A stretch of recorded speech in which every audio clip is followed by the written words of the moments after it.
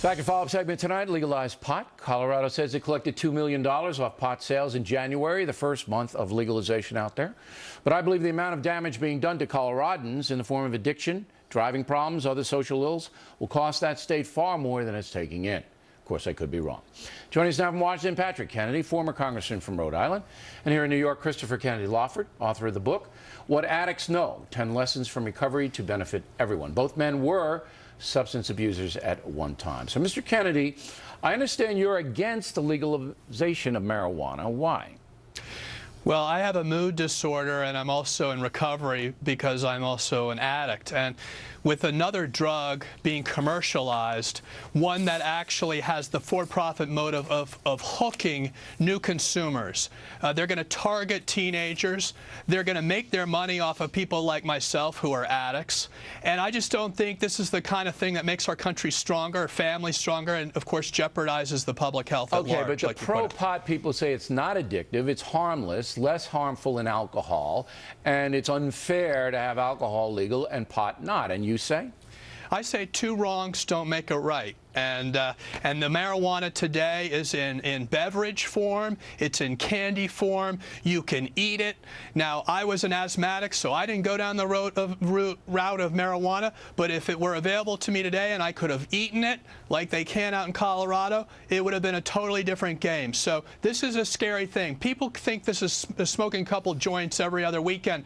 This is a whole new commercial industry, and that's what should frighten people, is their profit motive will be to marketing this. We want demand reduction, and yet this is going to be increasing the demand for addictive substance. Okay. That's my problem with it. Now, Mr. Lawford, you're kind of a libertarian kind of guy, all right, but you are against the legalization of marijuana as well? Well, I'm primarily against it because of what it might do to our young people. The two most damaging drugs on the planet are both legal, alcohol and nicotine. We don't need another legal drug. Legalization will increase prevalence. Our youth are at risk. We have studies that demonstrate not only the addictive capabilities of marijuana, but the difficulty in treating people who are addicted to marijuana. 1 in 6 young people smoke it chronically. Chronic use of marijuana obliterates ambition and leads to potential psychosis, all sorts of mood disorders. It's not a good drug. It's not a matter of policy to legalize. Okay. Now, both of you guys are Democrats and fairly liberal. I mean, I don't know your politics as precisely as I should, perhaps, but the liberal wing, Mr. Lawford, they're the ones that are driving the legalization, all right? So you see in Colorado, for example, it breaks down, and there are libertarians, you know, it's not all, there are libertarians say, okay.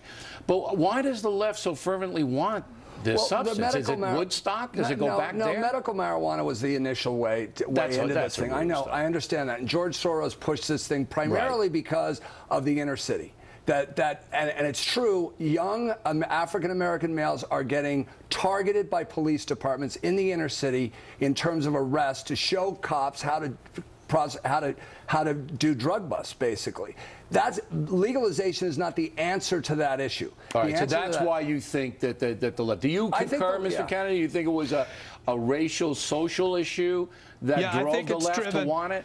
Yes, I think it's driven by the racial issue. And keep in mind, African Americans, minorities are discriminated against throughout the justice system. So just by legalizing this, you're not going to get rid of the discrimination in the application of laws in this country. We should address that and make it a separate issue, not conflate addressing incarceration with decriminalization and legalization. Okay, but I will point out to both of you, and you both made very good points tonight, but I have to run, that the neighborhoods that have been most impacted by drug addiction in this country have been black neighborhoods, all right? That we know of. We don't. Well, they have been. Right. And that crack epidemic, when all of those mandatories were put in, that wiped out a generation, and that's why it was correct. There. I don't think.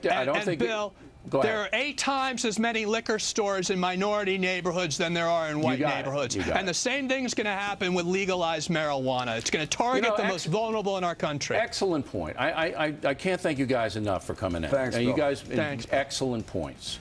Thanks, Bill. Plenty more ahead as a factor moves along this evening.